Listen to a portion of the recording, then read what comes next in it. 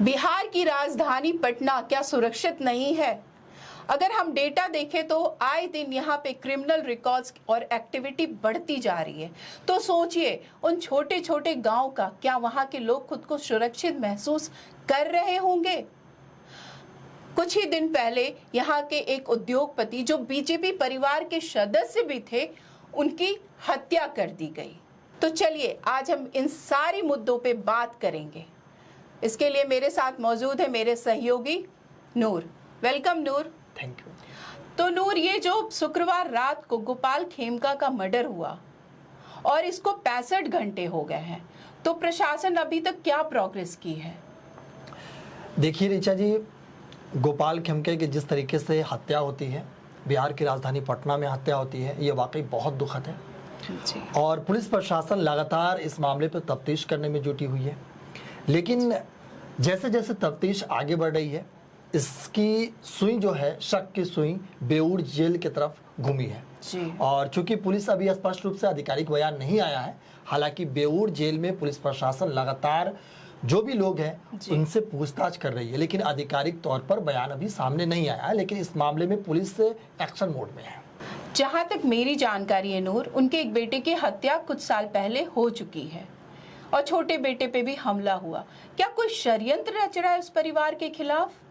देखिए ऋचा जी, आप सही कह रही है कि आज से ठीक 7 साल पहले 2018 में उनके छोटे बेटे की इसी तरीके से सरेआम हत्या होती है।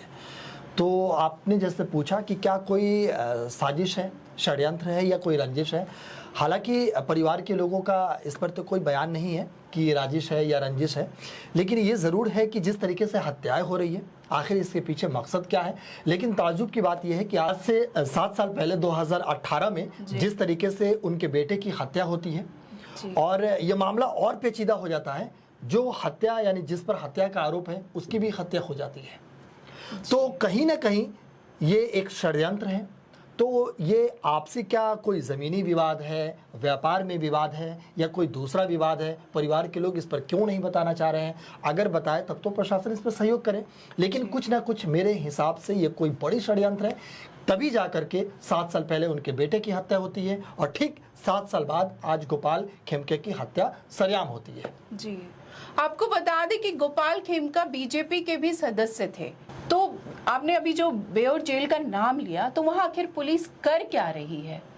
बिल्कुल, बहुत अच्छा क्वेश्चन है। कई बार सोशल मीडिया से लेकर के तमाम न्यूज़ चैनलों पे ये चल रहा है कि आखिर पुलिस प्रशासन की जो शक की सुई है वो बेऊर जेल की तरफ घूमी है। तो आखिर बेऊर जेल में किसके ऊपर शक जा रहा है? तो सूत्रों के हिसाब से और ख़बरों में ये चल रही है कि जो शक की सुई है वह अजय वर्मा के नाम के एक शख्स है जो बेऊर जेल में बंद है, उनके ऊपर जा रहा है। और जब उनके सोशल मीडिया प्लेटफॉर्म और प्रोफाइल को देखा गया तो उन्होंने कई ऐसे पोस्ट किए हैं जो किसी खास पार्टी को इंडिकेट करते हैं और वो विधानसभा चुनाव लड़ने की तैयारी में है। हालांकि आधिकारिक बयान अभी पुलिस प्रशासन की तरफ से नहीं आया है, लेकिन अजय वर्मा पर ये कहीं ना कहीं शक की सुई घूम रही है। हालांकि जब तक ये आधिकारिक बयान नहीं आ जाता है, कहना बहुत मुश्किल है, लेकिन फिर भी पुलिस प्रशासन अपने स्तर से जाँच कर रही है। ये जो मामला हुआ, ये तो सत्ता पक्ष की चिंताएं बहुत बढ़ा दी है। बिल्कुल।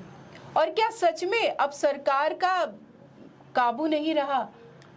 ये बेलगाम हो चुका है। आपराधिक घटना दिन ब दिन बढ़ते जा रही है। रिचा, जिस तरीके से बिहार में अपराध का तांडव हो रहा है और जिस तरीके से ये आपराधिक गतिविधियां देखी जा रही है, तो ऐसा कहना बिल्कुल भी गुरेज नहीं है कि बिहार में अपराधी एकदम सरेआम हो रहा है, आपराधिक घटनाएं सरेआम हो रही है, तो कानून व्यवस्था एकदम मतलब यूँ कहे कि हाथों से निकल गया है।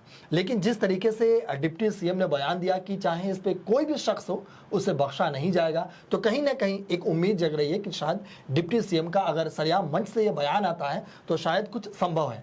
लेकिन आपको जानकर यह हैरत होंगी कि विपक्ष के जो भी नेता हैं वो लगातार सरकार पर सवाल उठा रहे हैं क्योंकि चंद महीने बाद चुनाव है। लेकिन इसमें एक अपडेट यह है कि नेता विपक्ष के जो हैं, कांग्रेस के सबसे बड़े नेता राहुल गांधी का इस पर बयान आता है और राहुल गांधी ने कहा है कि जिस तरीके से नीतीश कुमार ने इस पूरे बिहार को क्राइम कैपिटल बना दिया है, और चूंकि राहुल गांधी पटना दौरे पर आ रहे हैं और उनका ये बयान और उनका ये बयान, और चूंकि वो दौरे पर आ रहे हैं तो कहीं ना कहीं एक बड़े भूचाल, सियासी भूचाल की ओर भी इशारा कर रहा है। और चूंकि चंद महीने बाद चुनाव भी है, जिस तरीके से तेजस्वी यादव का बयान आता है, चिराग पासवान का बयान आता है, और उसी तरीके से कई नेताओं के बयान सामने आते हैं इस पर पे, तो कहीं ना कहीं एक राजनीतिक हलचल भी काफ़ी ज़्यादा बढ़ गई है, प्रशासनिक हलचल भी बढ़ गई है। लोग भी, चूंकि चुनाव है तो लोग भी काफ़ी सतर्क हो गया है कि आखिर कौन ऐसी पार्टी है किस पर दिया जाए। जिस तरीके से तेजस्वी यादव जो पीड़ित परिवार है उनसे मिलने जाते हैं और जो बयान देते हैं, वो जो जनता है, आम जनमानस है, उनके बीच काफ़ी भरोसा दिलाती है, काफ़ी विश्वास हो जाता है कि आखिर कहीं तेजस्वी यादव तो इस पूरे जो है चुनावी में कोई मतलब जीत ना हासिल करे। ऐसे तमाम तरह की कई सारी चीज़ें उठ रही हैं। नूर, विपक्ष का तो काम है किसी भी मुद्दे को लेकर सरकार को घेरने का। जी, तो सरकार की तरफ से कोई बयान आया है? बिल्कुल, अभी बताया कि सरकार की तरफ से बयान आया है। डिप्टी सीएम सम्राट चौधरी ने कहा है कि इसमें जो भी शामिल होगा उसे बख्शा नहीं जाएगा। चिराग पासवान ने भी कहा है कि सरकार में से ये बातचीत की जाएगी और जो भी इसमें शामिल होगा उसे कड़ी से कड़ी सजा दी जाएगी। चिराग पासवान ने तो सरकार पे भी सवाल उठाए हैं, बिल्कुल, कि सरकार कर क्या रही है।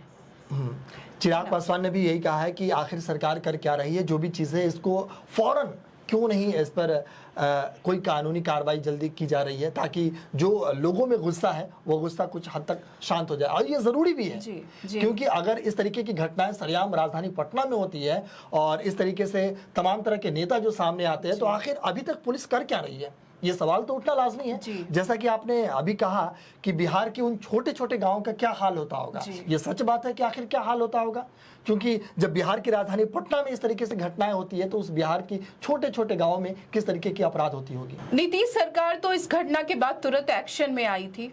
हाँ बिल्कुल, उन्होंने मीटिंग भी बुलाई, उन्होंने बोला कि जो भी आरोपी हैं उनको बख्शा नहीं जाएगा। तो अभी तक कोई सामने आया, किसी एक आरोपी का आया है नाम? देखिए, शक कोई की सुई पिक्चर में आया है अभी तक? देखिए, जब हत्याएं होती है तो शक की सुई कई तरीके के लोगों पे घूम रहे हैं, लेकिन जब तक कोई ठोस प्रमाण नहीं मिलता है तब तक सरकार की तरफ से ऐसा कोई बयान नहीं आता है।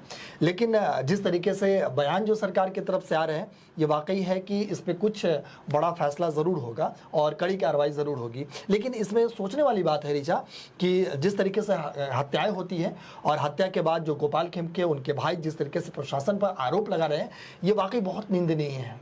उन्होंने तो बोला ये महाजंगल राज है। यहाँ तो जो जंगल राज बोलते थे आरजेडी के उस समय लालू यादव के टाइम में, बोल रहे ये तो महाजंगल राज है, और ये तेजस्वी बोल रहे ये राक्षस राज है। तो क्या ये इलेक्शन इस बार जंगल राज बिना राक्षस राज होने वाला है?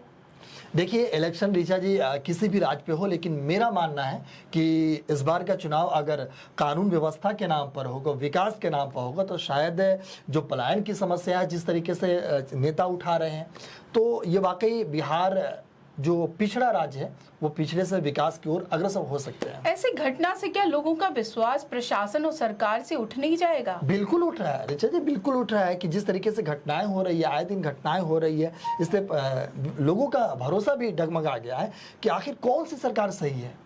जी, जिस तरीके से सरकार की तरफ से कहा जा रहा है कि लालू राज में जंगल राज थे, और जो लोग वहाँ पे थे उन्होंने कहा कि नहीं ये जंगल राज है, और जो लोग अभी यहाँ की घटनाएं देख रहे हैं, तेजस्वी यादव का बयान जिस तरीके से सामने आ रहा है, तो ये देखा जा रहा है कि ये क्राइम कैपिटल बना हुआ है। तो कहीं ना कहीं एक भरोसा लोगों का डगमगा गया है और लोग उम्मीद कर रहे हैं कि आखिर अगला ऑप्शन कौन होगा। क्या फिर से वही नीतीश कुमार आएंगे, तेजस्वी आएंगे तो बदलाव करेंगे या नहीं करेंगे, या इसके अलावा कोई दूसरा ऑप्शन है? तो अगर उस पर विचार किया जाए तो क्या वो आने के बाद हमारी स्थिति सुधरेगी?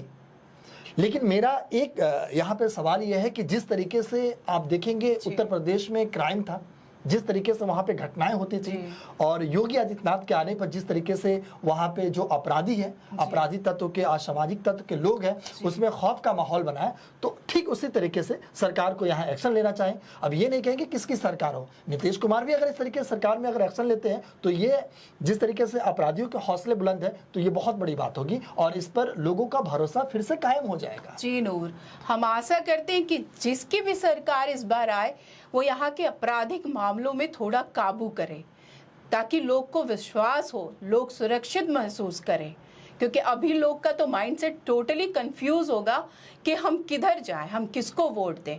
वो जंगल राज था, ये राक्षस राज बोला जा रहा है। ऋचा जी अब जब आप देखेंगे बिहार से जब आप अदर स्टेट में आप बाहर जाते हैं तो वहाँ पर ऐसे नहीं है कि बिहार की स्थिति बहुत वहाँ पे छवि खराब है। वहाँ पे सिर्फ इसलिए कि क्राइम रिकॉर्ड में खराब है, जिस तरीके से घटनाएं होती है, लेकिन बिहार के लोग अच्छे हैं, पढ़ने में काफ़ी तेज़ हैं, बाहर में जाकर यही लोग अच्छी जगहों पे हैं, अच्छी जॉब कर रहे हैं, अच्छी गवर्नमेंट भी जॉब कर रहे हैं, लेकिन ठीक यहाँ पे आने के बाद ऐसी समस्या क्यों हो जा रही है? आखिर सरकार अब तक कर क्या रही है? क्यों सरकार मन से वादा करती है कि हम ये कर देंगे, वो कर देंगे, सत्ता में आने के बाद वो सारी वादे भूल जाते हैं? वो वादे ही रह जाते हैं, वो इम्प्लीमेंट नहीं होते हैं, वो वादे बस मुंह बोले वादे ही रह जाते हैं। हाँ, तो ये सारी वादे कस्में क्यों टूट जाते हैं? आखिर जनता करे तो करे क्या?